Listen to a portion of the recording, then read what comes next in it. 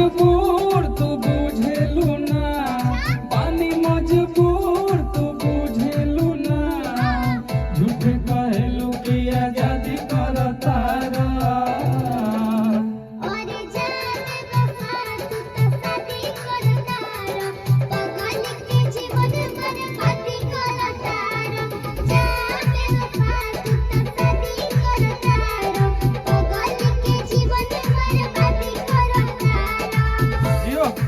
अंतरा याद है ना? ना आ रहा है, ठीक है। खूब सुनिए, आप लोग आशीर्वाद दीजिए, खूब वीडियो को शेयर कीजिए।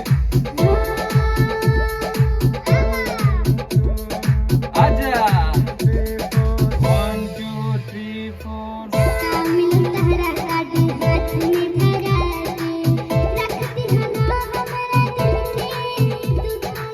4 जियो।